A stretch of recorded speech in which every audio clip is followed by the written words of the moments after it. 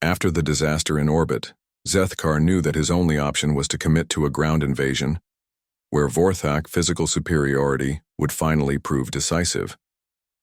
Space combat might favor human trickery and technology, but on the surface, claw and strength against strength, his warriors would show these soft creatures what real fighting looked like. He personally led the assault force toward what intelligence reports indicated was a major human military installation in the mountains of a place called Colorado.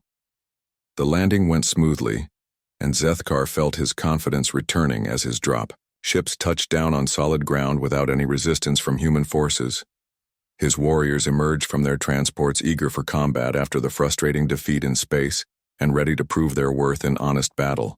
The mountain air was thin but breathable, and the terrain looked perfect for the kind of direct assault that Vorthak tactics were built around. 3,000 of his best soldiers spread out across the valley floor in standard attack formation.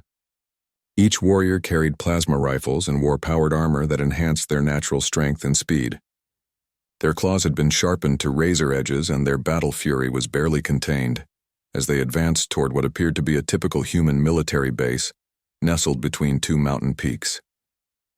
The base looked exactly like what Zethkar expected from such a primitive species.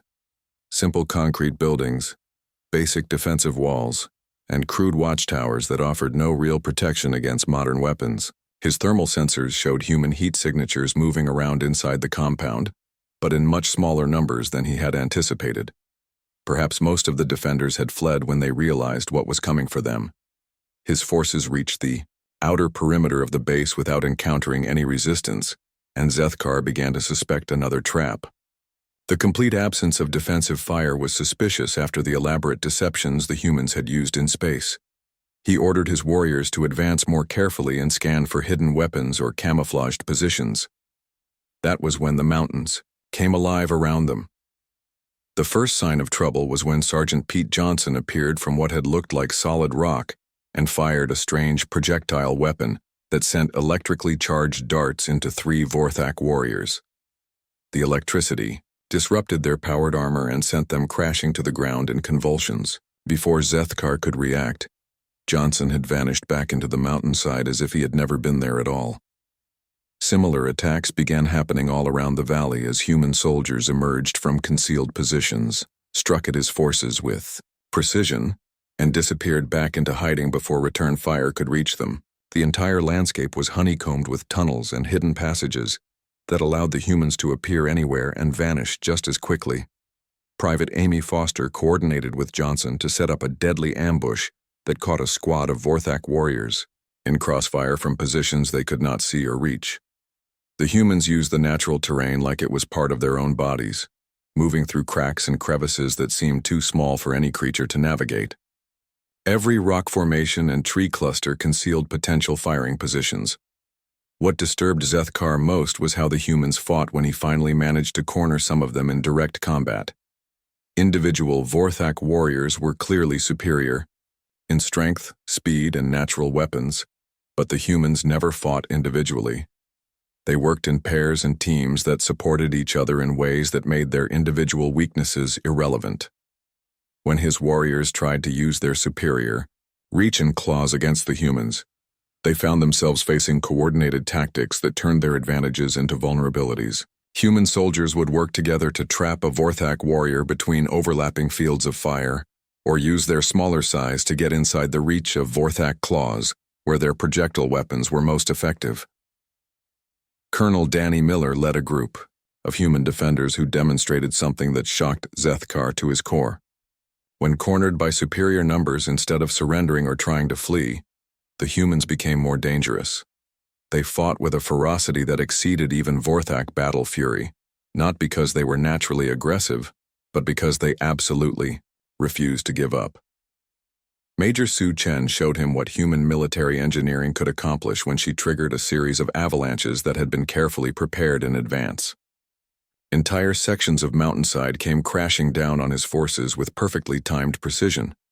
The humans had not just hidden in the terrain, they had modified it into a weapon system that turned the landscape itself against invaders. The worst part was the human weapons themselves. While technologically inferior to Vorthak plasma rifles, they had been designed with a brutal understanding of psychological warfare. The projectiles made horrible sounds as they flew through the air, and the explosions were engineered to create maximum fear and confusion.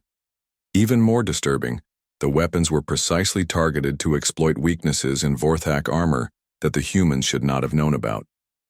During a night engagement, Zethkar witnessed something that changed his understanding of warfare completely. A group of human soldiers led by Corporal Bobby Lee had been surrounded by 50 Vorthak warriors with no hope of escape or rescue. Instead of surrendering and accepting honorable defeat, the humans fought with increasing desperation and fury. They used their dying comrades as weapons, turned their own blood into camouflage, and continued fighting even after suffering wounds that should have been fatal. Lee himself had been shot 3 times and had lost most of the fingers on his left. But he continued to coordinate his team's defense and even managed to kill 2 more Vorthak warriors before finally collapsing from blood loss. The surviving humans in his squad fought over his body until the last one died, rather than allow their leader to be captured. It was a level of loyalty and determination that exceeded anything Zethkar had ever seen. As the ground campaign stretched into its 2nd week, Zethkar found his forces trapped in the mountains with their communications jammed and their supply lines under constant attack. Human snipers picked off his warriors one by one from impossible distances, using weapons that seemed to fire through solid rock. Engineers destroyed his equipment with explosive devices that appeared from nowhere and detonated with perfect timing. The humans never fought him in the kind of direct battle he was prepared for. Instead, they used hit-and-run tactics, ambushes, sabotage, and psychological warfare to wear down his forces without ever presenting a target he could strike back at effectively. Every victory his warriors achieved came at a cost that made the next battle harder to win. His intelligence reports painted an increasingly grim picture of the situation. The mountain base had been a decoy designed to draw his forces into prepared killing ground. The real human military installations were hidden much deeper in the mountains and were protected by defensive systems his scouts could not even locate, let alone attack effectively. Most disturbing of all was the realization that his communications with the fleet were being monitored and possibly manipulated by human intelligence services. Every order he gave and every plan he made seemed to be anticipated by enemy forces who always appeared in exactly the right place at exactly the right time to cause maximum damage to his operations. As he studied tactical displays showing his dwindling forces scattered across hostile terrain, Zethkar began to understand that he was not fighting weak creatures who happened to have clever technology. He was fighting something much more dangerous, a species that had turned weakness itself into their greatest weapon, and who understood the art of war in ways that his people had never even considered. The first phase of the attack went exactly as Zethkar had predicted, and he began to relax as his fleet moved into Earth's orbital space. The human defense satellites were primitive and easy to destroy with basic plasma fire. Their orbital stations tried to retreat, but they were too slow and clumsy to escape the superior speed of Vorthak warships. Within the first hour, most of Earth's immediate orbital defenses had been reduced to floating debris. The human fleet finally appeared, and Zethkar studied them through his tactical display with growing amusement. Their ships were small and boxy with crude hull designs that showed no understanding of proper combat engineering. The largest human vessel was barely half the size of his smallest escort ship, and their weapons seemed to be nothing more than improved versions of the projectile launchers he had seen in the captured vessel. Admiral Kate Morrison commanded the human fleet from a ship called the UES Defiant, and she had arranged her forces in what appeared to be a desperate defensive formation around Earth's moon. Zethkar counted 63 human ships in total, which was actually more than he had expected, but their inferior size and technology made numbers meaningless in this situation. He ordered his fleet to advance and engage the humans directly. This would be an excellent opportunity for his warriors to gain some easy combat experience before moving on to more challenging conquests. The Vorthak ships accelerated toward the human formation, with their plasma cannons charging and their crews eager for battle.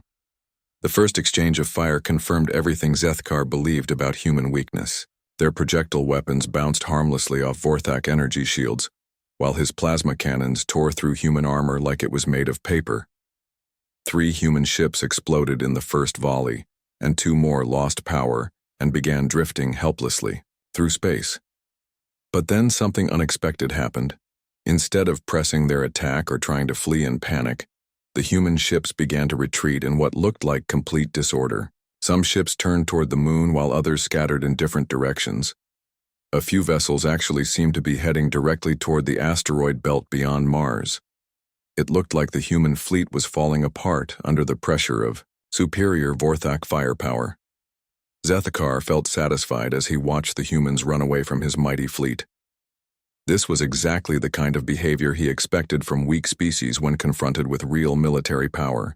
He ordered his ships to pursue the retreating humans and finish them off before they could regroup or escape to other star systems. The Vorthak fleet split into 3 groups to chase down the scattered human vessels, and Zethkar took personal command of the largest group heading toward the moon. His tactical computers showed that at least 20 human ships had taken refuge behind the lunar surface, and he planned to drag them out one by one for destruction. As his ships moved closer to the moon, Zethkar noticed something strange about the human retreat. The scattered ships were not running away randomly as he had first thought. Instead, they seemed to be moving in coordinated patterns that drew his forces toward specific locations. The ships heading for the asteroid belt were moving too slowly, as if they wanted to be followed. The ones near the moon kept appearing on his sensors just long enough to maintain pursuit before disappearing again. His first warning that something was wrong came when Lieutenant Colonel Ryan Hayes led a group of human fighters in what appeared to be a desperate suicide attack against the world render.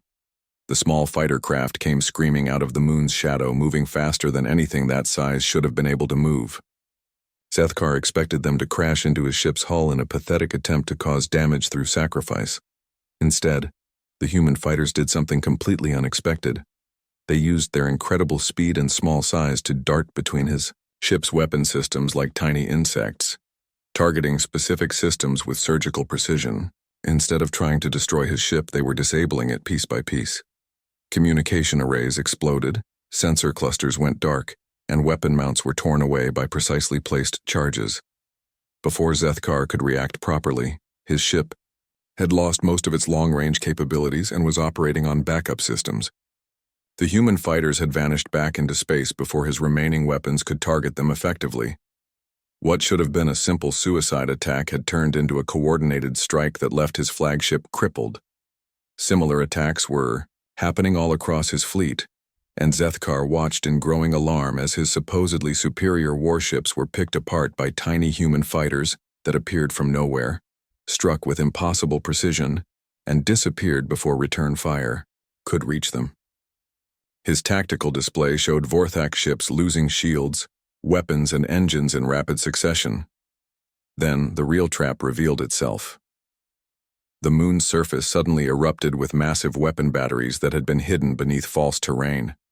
What had appeared to be natural lunar landscape was actually camouflaged military installations. Enormous railguns and missile batteries opened fire on the Vorthak fleet from positions that should have been empty rock and dust. At the same time, the asteroids that his scouts had dismissed as space debris came alive with weapon signatures. Entire asteroids split open to reveal hidden bases bristling with defensive systems.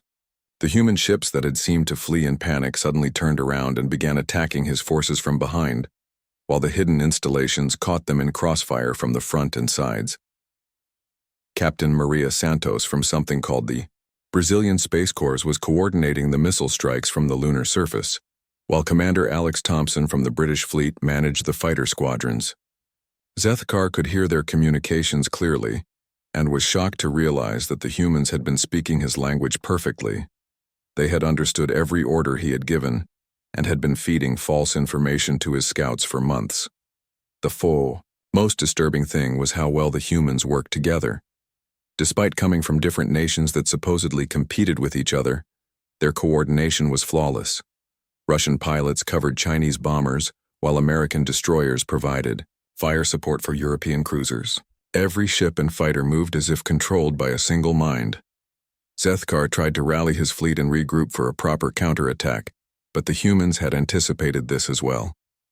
As soon as his ships began to concentrate their formation, long-range weapons from the asteroid bases opened fire with devastating accuracy. They were not just shooting at his ships randomly, but targeting specific systems to maximize confusion and minimize his ability to coordinate a response. His communications officer reported that human electronic warfare systems were jamming their frequencies and feeding false targeting data to their weapons. Every time a Vorthak ship tried to lock onto a human target, the computers showed multiple false contacts that made accurate fire impossible. Meanwhile, human weapons found their targets with disturbing consistency. The battle continued for 6 more hours, and by the end, half of Zethkar's fleet had been destroyed or disabled. The humans had not tried to annihilate his forces completely, but had instead focused on breaking their ability to fight effectively. Most of his remaining ships could still fly, but their weapon systems were damaged and their sensors were unreliable. As his battered fleet finally retreated to a safe distance from Earth, Zethkar stared at the tactical display in complete confusion. Everything he thought he knew about warfare had been turned upside down in a single engagement. The humans had used their apparent weakness as a weapon, drawing his superior forces into prepared killing zones and then dismantling them with precision. Tactics he had never encountered before. For the first time in his military career, Commander Zethkar began to wonder if he had seriously underestimated his enemy. The humans had not fought like weak creatures desperate for survival. They had fought like patient hunters who had been waiting for the perfect moment to spring their carefully prepared trap. Commander Zethkar stood on the bridge of the massive warship World Render and watched the small blue planet grow larger on the viewing screen. His yellow eyes studied the third planet from the star these creatures called Sol, and he felt nothing but disappointment. After conquering 47 worlds across the galaxy, he had hoped for something more challenging than this pathetic little rock floating in space. The Vorthak Empire had built its reputation on crushing strong enemies and taking their worlds by force. Zethkar himself stood 8 feet tall with natural armor plates covering his reptilian body and razor-sharp claws that could tear through most metals. His people were born warriors who lived for battle and respected only strength. Every world they had conquered before this one had at least put up a decent fight, but these humans were different in all the wrong ways. 3 days earlier, his scouts had captured a small research vessel that had wandered too far from their home world. The crew of 6 humans had been brought aboard the World Render for questioning, and Zethkar had personally overseen their interrogation. What he learned made him almost want to laugh. Dr. Lisa Martinez was the leader of the research team, and she stood barely 6 feet tall with soft pink skin that looked like it would tear at the slightest touch. She had no claws, no natural armor, no visible weapons of any kind. When Zethkar had grabbed her arm during questioning, his claws had easily broken her skin and drawn blood. She was so fragile that he had to be careful not to accidentally kill her just by touching her. Captain Jake Sullivan was supposedly their military officer, but he was even more pathetic. His muscles were weak compared to even the smallest Vorthak warrior, and his reflexes were slow. When Zethkar had tested his combat abilities by throwing a simple punch, Sullivan had barely managed to dodge and had stumbled backward like a clumsy child. The other 4 crew members were just as disappointing. None of them showed any real fighting spirit, and they all seemed more interested in asking questions about Vorthak technology than in trying to escape or fight back. It was almost insulting. During the interrogation, Dr. Martinez had tried to explain human civilization to him. She spoke about something called the United Nations, and how humans had supposedly stopped fighting wars among themselves in recent decades. She talked about exploration and science and peace, as if these were things to be proud of. Zethkar had seen this pattern before on weak worlds that tried to use words instead of weapons. What made it even worse was learning about human military capabilities. Captain Sullivan had reluctantly provided information about Earth's defenses under questioning, and the results were laughable. The humans had divided themselves into different nations that competed with each other instead of uniting under one strong leader. Their weapons were crude projectile throwers and primitive missiles. Their largest warships were smaller than Vorthak patrol vessels, and their armor was made of simple metals instead of energy shields. The most ridiculous part was, that humans had never even conquered another species. In their entire history, they had only fought other humans, and most of those conflicts had ended in treaties and negotiations instead of total victory. They actually seemed proud of this weakness, as if showing mercy to defeated enemies was somehow honorable instead of stupid. Zethkar had sent his report to the Vorthak High Command with a recommendation for standard planetary subjugation protocols. A few orbital bombardments to destroy their major cities, followed by ground troops to secure the valuable resources, and the conquest would be complete within a standard cycle. The humans would either surrender immediately or die quickly, and either outcome was acceptable. But something about the prisoners bothered him, and he could not figure out what it was. Dr. Martinez never showed fear even when facing execution. She answered his questions calmly, and even seemed curious about Vorthak culture, when he had threatened to kill her team members one by one, until she provided better information about Earth's defenses. She had simply looked at him with those strange blue eyes, and said that she had already told him everything he needed to. No, Captain Sullivan was even stranger. The human military officer had refused to beg for his life, or try to bargain for better treatment.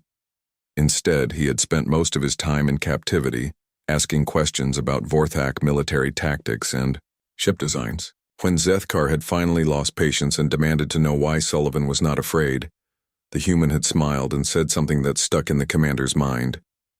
"You have no idea what you're walking into." It made no sense. The humans had inferior technology, weak bodies, divided leadership, and no experience fighting alien species. What could they possibly do against the might of the Vorthak Empire? Zethkar had conquered worlds full of creatures much stronger and more dangerous than these pathetic humans. The viewing screen now showed Earth in perfect detail, and Zethkar could see the lights of human cities scattered across the night side of the planet. Orbital stations and satellites moved in predictable patterns around the world, and everything looked exactly as primitive as he had expected. A few small ships moved between the stations, but they were clearly not warships and posed no threat to his fleet. His communications officer announced that they were receiving transmission signals from the planet below. The humans were trying to contact them using simple radio waves and primitive computer codes. Zethkar ordered the signals to be ignored. There was nothing these creatures could say that would interest him, and he had no intention of wasting time on negotiations or surrender demands. The World Render moved into position above the planet, and 37 other Vorthak warships took their assigned places in the attack formation. Each ship carried enough firepower to level entire continents, and their combined might could turn the planet's surface into molten glass if necessary. The humans below had no idea what was about to happen to them. Zethkar activated the ship's announcement system to address his crew. His voice echoed through every corridor and battle station as he prepared them for what should be the easiest conquest in Vorthak history. The warriors under his command roared their approval and sharpened their claws in anticipation of glorious battle. But as he gave the order to begin the attack, something nagged at the back of his mind. Captain Sullivan's words kept repeating themselves, and Dr. Martinez's calm confidence refused to leave his thoughts. For just a moment, Zethkar wondered if he had missed something important about these strange, weak creatures who called themselves human.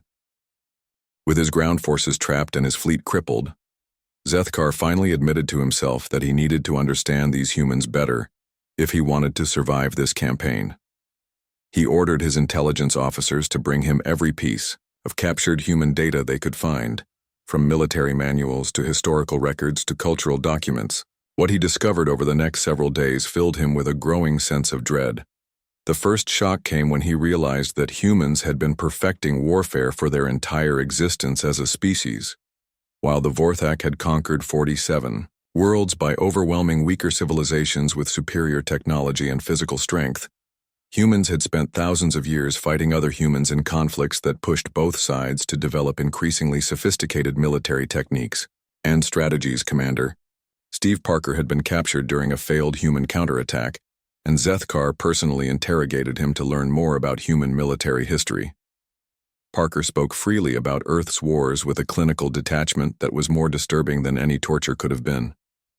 He described conflicts involving millions of soldiers and weapons capable of destroying entire cities as if they were simple tactical exercises. The human officer explained something called World War II, where over 50 million humans had died in a global conflict that lasted 6 years. He talked about battles involving thousands of aircraft and naval engagements with hundreds of ships. He described siege warfare that lasted for months and mountain campaigns that continued through entire winters. Most shocking of all, he treated these massive conflicts as learning experiences that had taught humanity valuable lessons about modern warfare. Parker went on to describe more recent conflicts in places called Vietnam and the Middle East, where humans had developed techniques for fighting in hostile terrain against enemies who used the same hit-and-run tactics that were currently destroying Zethkar's forces. The humans had not just survived these challenges but had studied them carefully and incorporated the lessons into their military doctrine. What emerged from these conversations was a terrifying picture of a species that had weaponized everything around them. Humans had turned geography into a weapon by learning to use every type of terrain for tactical advantage. They had turned weather into a weapon by timing their operations to take advantage of seasonal changes and natural disasters. They had even turned their own economics into a weapon by developing the ability to outproduce their enemies in extended conflicts.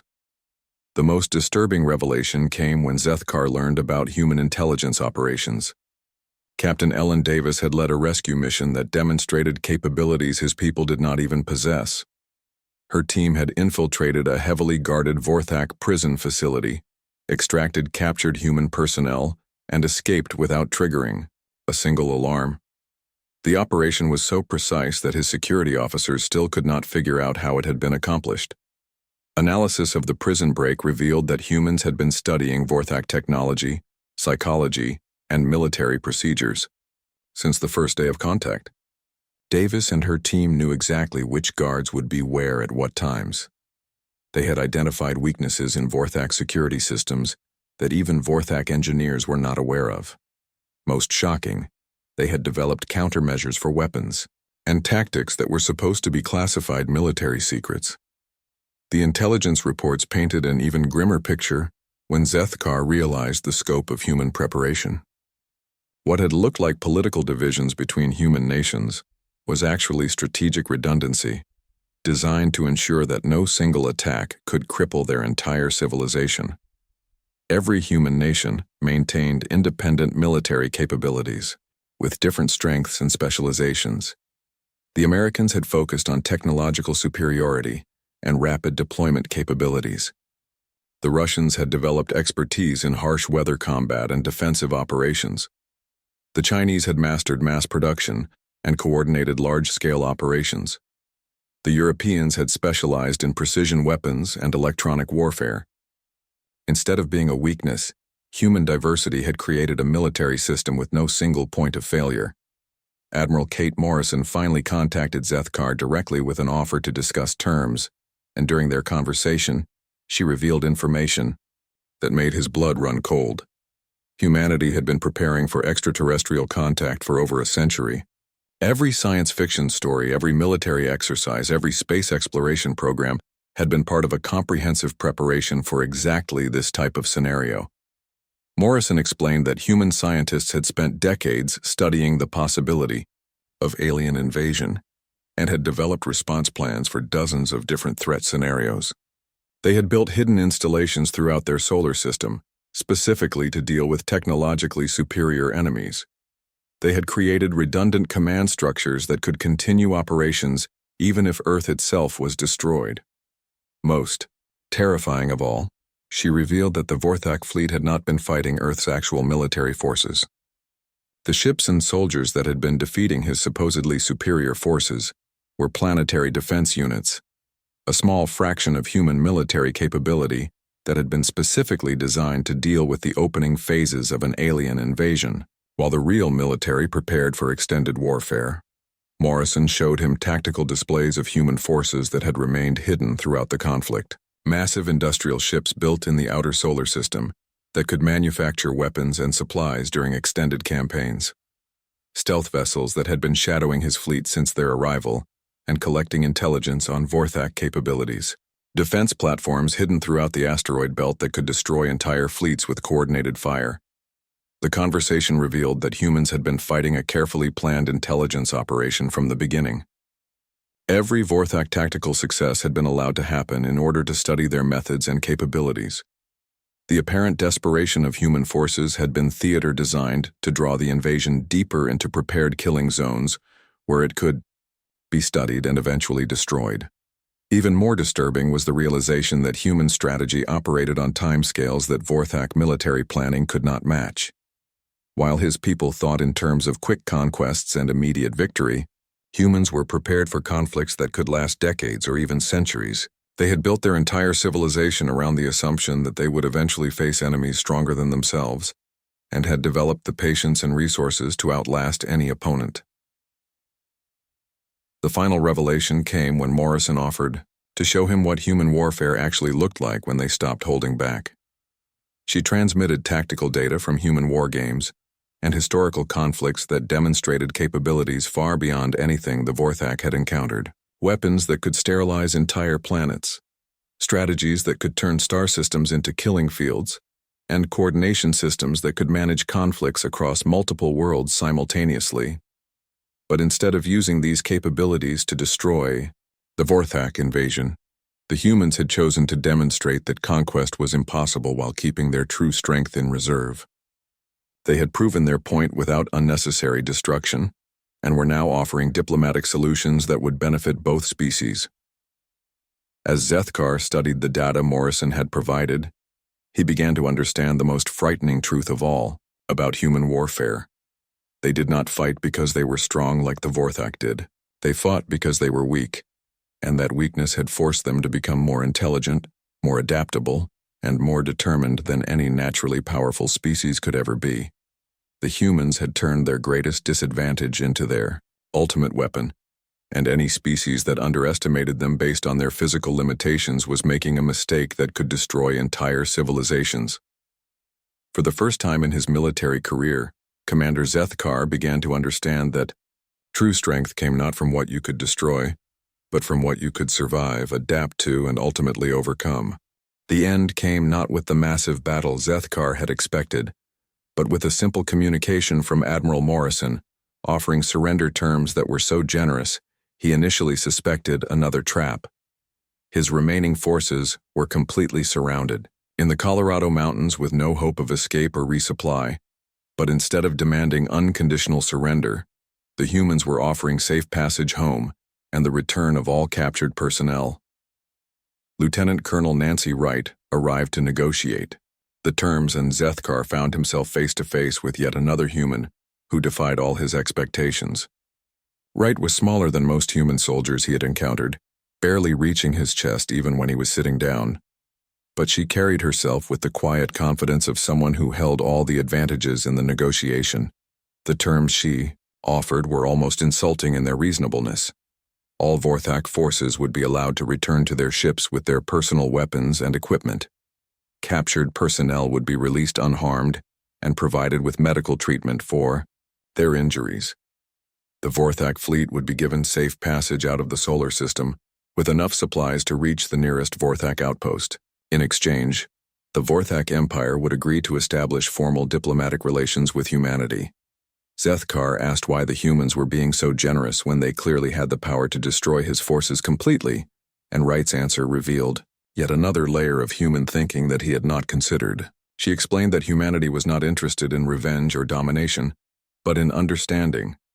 They wanted to learn about the Vorthak Empire and find ways for both species to benefit from contact with each other. The negotiation process itself became another education in human capabilities.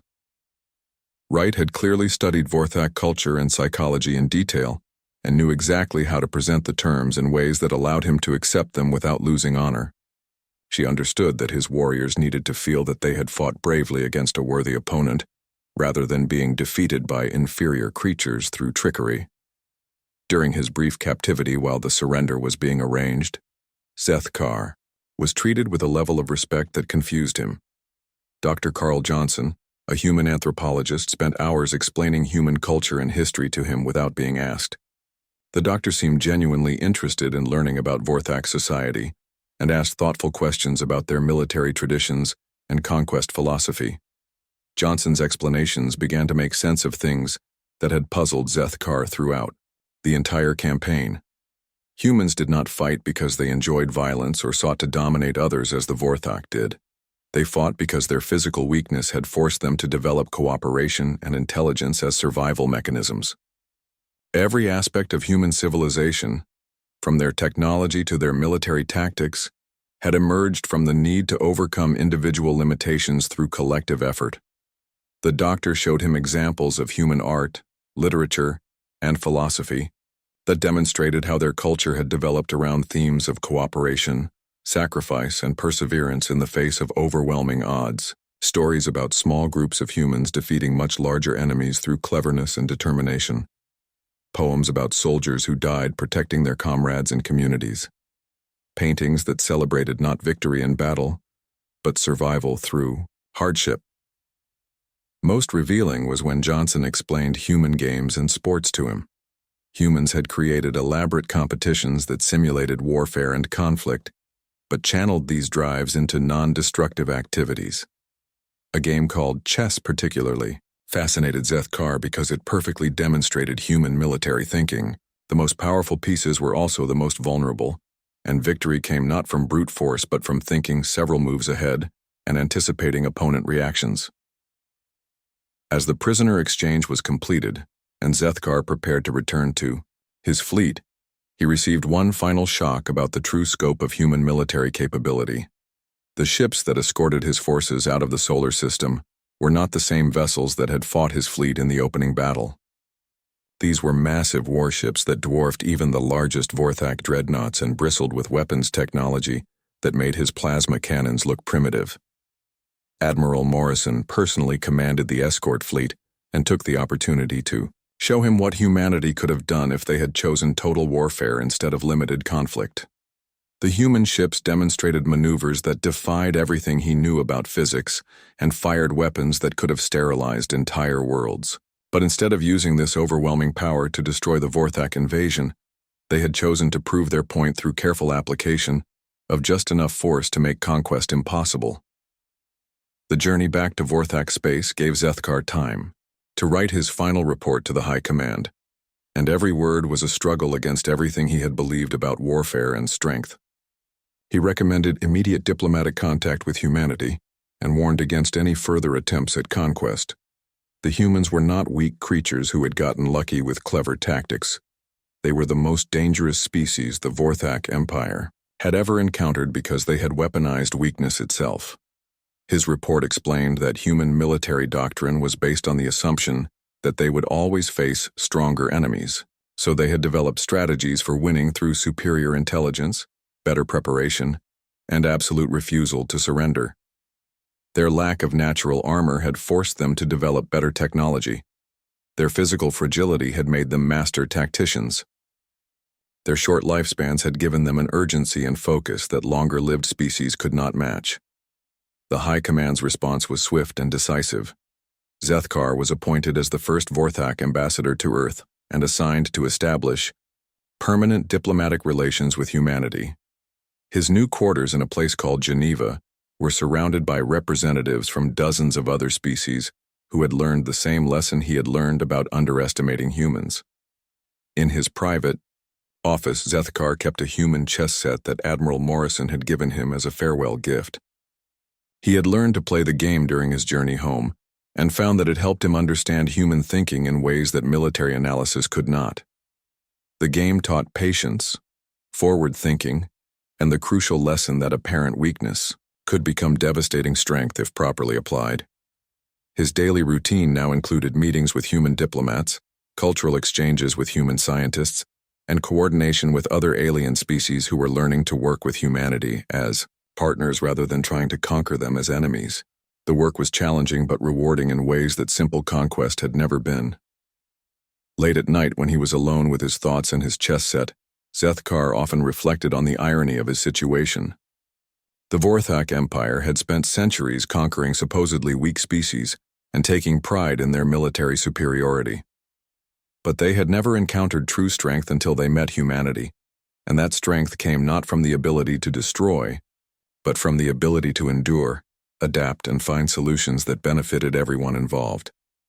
The humans had not defeated the Vorthak invasion through superior firepower or military might. They had won by proving that in a universe full of dangers and challenges, cooperation was more powerful than conquest, intelligence was more valuable than physical strength, and the willingness to sacrifice for others was the ultimate expression of true courage. It was a lesson that would change not just the Vorthak Empire but the entire galaxy's understanding of what it meant to be truly strong.